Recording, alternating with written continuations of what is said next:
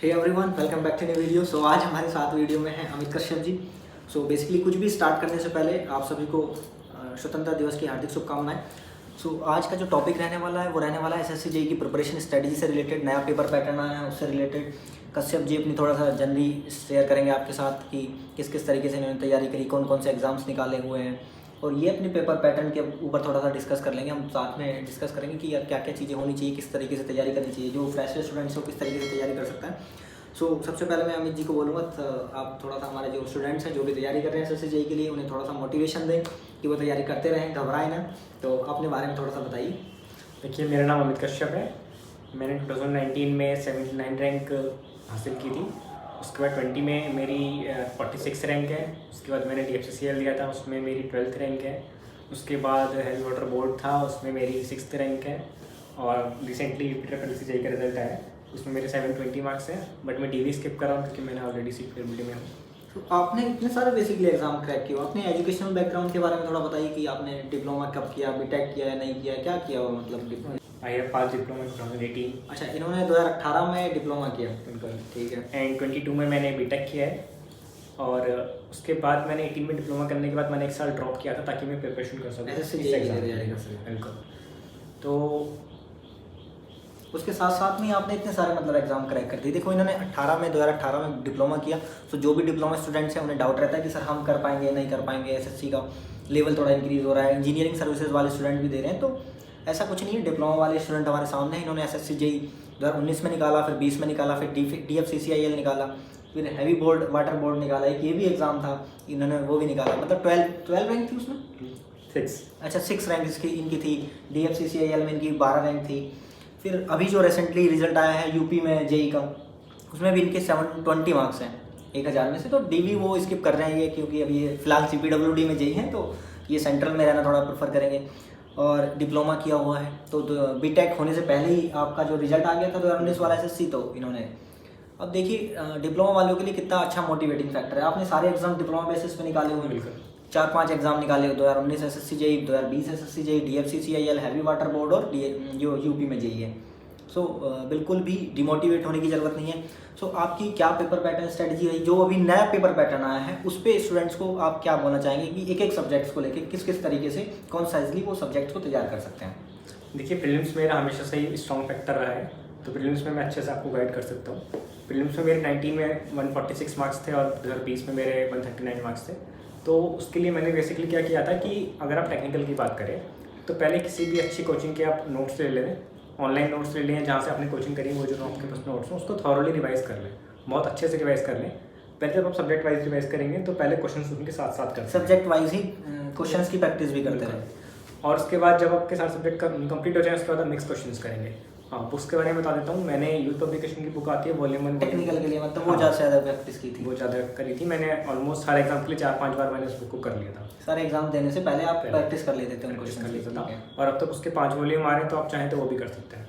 तो वो बहुत ज़्यादा क्वेश्चन हो जाएंगे, ज़्यादा से ज़्यादा क्वेश्चन की प्रैक्टिस करनी होती है, तो वो क्वेश्चन प्रैक्टिस आपकी वहाँ से हो जाएगी। वहाँ से हो जाएगी। उसके बाद रीजनिंग का फैक्टर आता है, तो रीजनिंग में तो इंजीनियर्स अच्छे होते ही हैं, तो कुछ दिक्कत आनी नहीं है उसमें। तो पहले आप कॉन्सेप्ट सीख लें रीजनिंग के, वीडियो से सीख लें, चाहे कहीं से भी सीख लें। सिलेबस का मतलब क्या रोल रहता है, जैसे किसी भी चीज़ के लिए हम तैयारी कर रहे हैं तो सिलेबस का बेसिकली क्या रोल है? सिलेबस का रोल तो इतना है कि आप जो भी आप स्टडी मटेरियल चूज करेंगे उसके रिलेवेंसी देखने के लिए आपको सिलेबस की जरूरत है। सिलेबस मतलब देखें, सबसे पहले क्या करें, आप सिलेबस देखें, सिलेबस के अकॉर्डिंग अपना स्टडी मटेरियल चूज करें और उस स्टडी मटेरियल से कॉन्सेप्ट वाइज कॉन्सेप्ट आपने तैयारी करते रहें, उस कॉन्सेप्ट से बेसिस क्वेश्चन की प्रैक्टिस करते रहें। जैसे ही आपका सिलेबस कंप्लीट हो जाए उस पर्टिकुलर सब्जेक्ट का, जैसे रीजनिंग के आपने एक कॉन्सेप्ट तैयार कर लिए, प्रैक्टिस करती रहे क्वेश्चंस की और एक कॉन्सेप्ट्स की प्रैक्टिस करते रहे। फिर जैसे ही कंप्लीट हुआ तुरंत आपने कंबाइन प्रैक्टिस करनी स्टार्ट कर दी, 50 क्वेश्चंस का एक सेट लगाना स्टार्ट कर दिया। तो ये GL जो आपका रीजनिंग पोर्शन है ये इस तरीके से तैयार हो जाएगा। अब GK जो मेनली टेक्निकल स्टूडेंट्स का रहता है कि सर GK कहाँ से तैयार करें।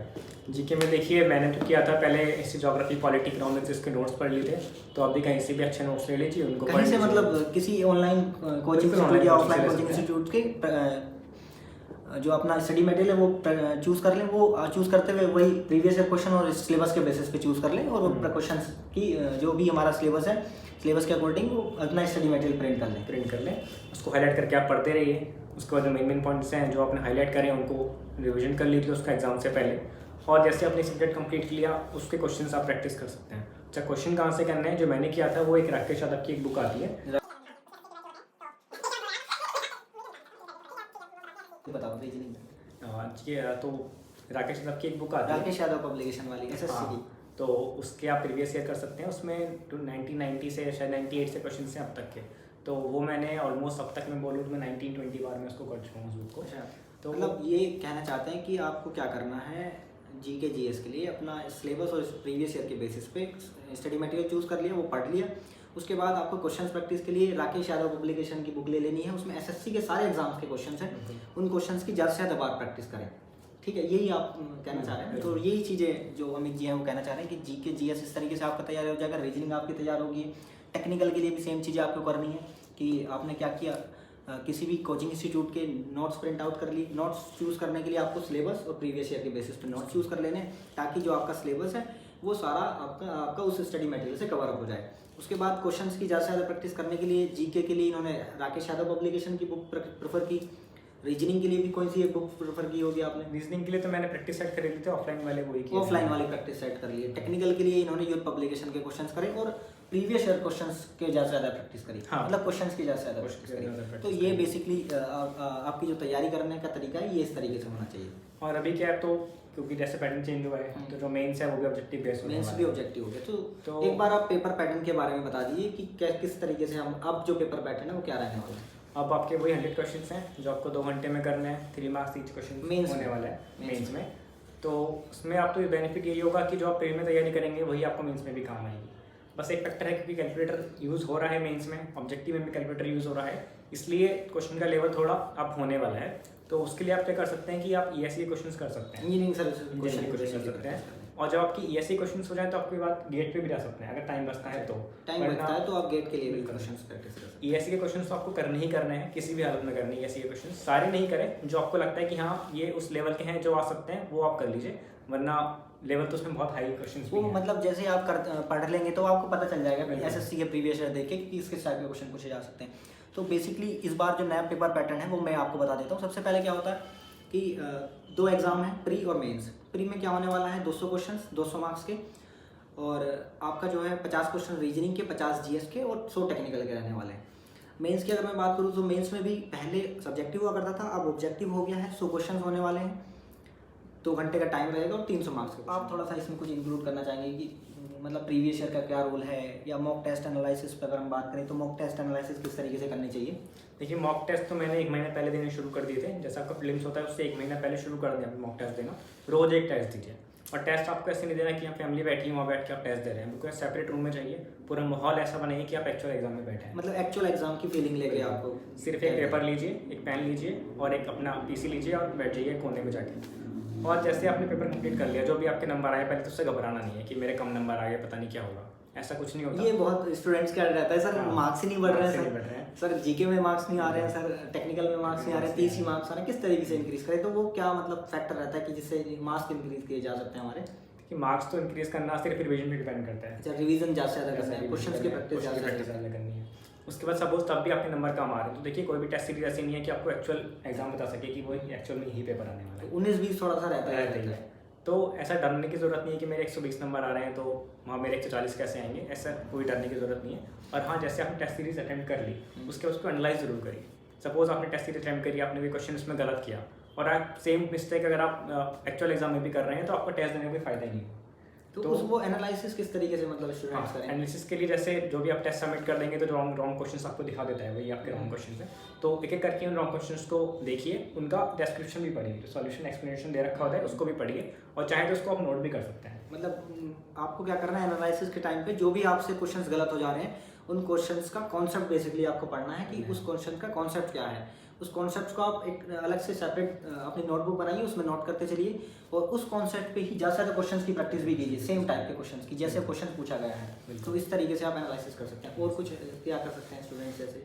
और आप चाहें तो एक अलग कॉपी बना सकते हैं सिर्फ टेस्ट सीरीज के लिए। टेस्ट सीरीज में आपने मिस्टेक करी है तो आप उसको उसमें नोट कर सकते हैं। मिस्टेक्स मतलब उसमें नोट डाउन करते चलते हैं, और उसको एक बार एग्जाम से पहले एक बार पढ़ लें तो बहुत अच्छा रहेगा, क्योंकि होता ही है कि जो टेस्ट सीरीज में क्वेश्चंस होते हैं, अच्छे लेवल के क्वेश्चंस जो होते हैं, वो चांस होते हैं कि वो गलत एक्चुअल भी हो एग्जाम में नहीं, वो एक्चुअल एग्जाम में आ भी जाते अच्छा, हैं। एक्चुअल एग्जाम में भी आ सकते हैं। पॉसिबिलिटी होती है आने की। मैंने मतलब ऐसा अपनी जर्नी पे तो मैंने बहुत बार देखा है कि मैंने टेस्ट में क्वेश्चंस दिए हैं, वो एक्चुअल में एग्जाम में मुझसे पूछ लिए गए। सेम क्वेश्चन मतलब वहाँ पे भी पूछ लिया गया। बिल्कुल। तो उसके बाद आपको क्या करना है, फिर आपको मॉक टेस्ट लगाने हैं। अगर आपको लग रहा है कि प्रीवियस ईयर क्वेश्चंस आपने लगाए हैं वो क्वेश्चंस नहीं बन रहे हैं, कौन सा आपका स्ट्रॉन्ग सब्जेक्ट है, कौन सा वीक सब्जेक्ट है, तो उस सब्जेक्ट्स को उस सब्जेक्ट से कॉन्सेप्ट्स को भी जो आपसे गलत हो जा रहा है वो रिवाइज कर लेना है। उसके बाद आपको क्या करना है, मॉक टेस्ट की ओर जाना है। मॉक टेस्ट एनालिसिस में आपको अपनी गलती के लिए भी एक अलग से अगर आप नोटबुक बना लें तो वो ज़्यादा अच्छा रहेगा, और उस गलतियों को रियल एग्जाम देने से पहले एक बार रिवाइज करते चलें। तो सिलेबस लें, स्टडी मटेरियल चूज़ करें, बार बार रिपीट नहीं करना है, प्रीवियस ईयर क्वेश्चंस लगाएं, मॉक टेस्ट एनालिसिस करें। बेसिकली यही चीज़ें करनी है। ये करने के बाद आपको रिवीजन ज़्यादा से ज़्यादा करना है और ज़्यादा से ज़्यादा क्वेश्चंस की प्रैक्टिस करनी है। यही आपकी जो है कंक्लूजन में स्ट्रेटेजी है, प्रिपरेशन स्ट्रेटेजी। आप कुछ भी समझ लो, आप यही तरीका है तैयारी करने का, यही सभी लोग करते हैं। तो ये चीज़ें आप करते रहें और मोटिवेट रहिए, डिमोटिवेट होने की कोई ज़रूरत नहीं है। फाइनली आप कुछ स्टूडेंट्स को कहना चाहेंगे? देखिए, ये बोलना चाहूँगा, क्वेश्चंस को बहुत ज़्यादा इंपॉर्टेंस देनी है।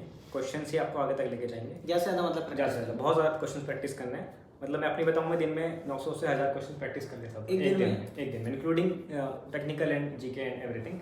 900 से 1000 क्वेश्चन मैं एक दिन में कर लेता था। तो आप भी टारगेट ऐसा कुछ बना लीजिए कि मुझे इतने क्वेश्चन रोज करने ही करने, इतने टेक्निकल करने हैं, इतना रीजनिंग के करने हैं, तो बहुत अच्छा रहेगा। तो ये जो आप 900-1000 क्वेश्चन एक दिन में कर रहे हैं, तो इसके लिए टाइम भी बहुत ज़्यादा चाहिए होता होगा। फिर आप कितना मतलब एक दिन में पढ़ ले रहे थे? मैं इफेक्टिवली बताऊं तो 8 से 9 घंटा मैं इफेक्टिवली पढ़ लेता। अच्छा, 8 से 9 घंटा इफेक्टिव प्रिपरेशन जो थी मेरी। बाकी वैसे तो ओवरऑल देखें तो थोड़ा टाइम वेस्ट हो जाता है, तो वैसे मैं 10-11 घंटे का मेरा होता था टाइम टेबल। ये आपका नॉर्मल टाइम पीरियड रहता था कि इतना टाइम तैयार? हाँ, मतलब प्रीलिम्स से 3-4 महीने पहले मैं इतना कर लेता था। और मैं मेंस में बताऊँ तो मेंस में तो ये और बढ़ गया था, क्योंकि मेंस में टाइम थोड़ा कम बचता है। 3 महीने होते हैं। मेरा पहली बार मेंस था 19 में, तो मतलब चीज़ें आती नहीं थी, तो मैंने प्रैक्टिस बहुत ज़्यादा करी थी। उसमें टाइम कंज्यूमिंग थोड़ा रहता है, लेकिन अब ये चीज़ें नहीं होंगी, क्योंकि अब तो मेंस भी हमारा ऑब्जेक्टिव हो गया है।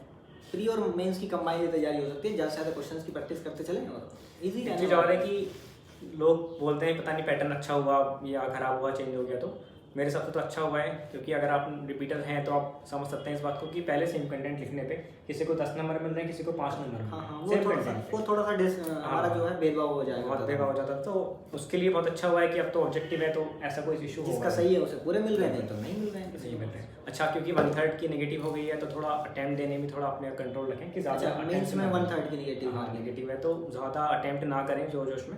जो आपको लगता है, हाँ अटेम्प्ट करना है, इस बेस पे करना है कि जहाँ आपको लगता है कि मुझे 2 ऑप्शंस में कंफ्यूजन है, उसको आप अटेम्प्ट कर दें। ऐसा नहीं कि 4 ऑप्शन ऐसे हैं कि तुम पता ही नहीं कहाँ पड़े और आपने तब भी तुक्का मार दिया, वो सही तरीका नहीं है अटेम्प्ट करना। वो नेगेटिव में जाना नेगेटिव में रहता है। हाँ, वो नेगेटिव में करें, एक्यूरेसी और एफिशिएंसी पे भी फोकस करके चलें। ठीक है, तो आई होप कि जो हम बताना चाह रहे होंगे वो आपको पता चला होगा। और कुछ भी अगर आपके डाउट्स रह जाते हैं या इंक्वायरी है, कन्फ्यूजन आता है, तो वीडियो में आप कमेंट्स कर सकते हैं। सो नेक्स्ट वीडियो आपके लिए लेके आएंगे जल्दी। सो चलते हैं, मिलते हैं नेक्स्ट वीडियो में। तब तक के लिए keep studying, keep motivating yourself. All the best guys. Okay, thank you.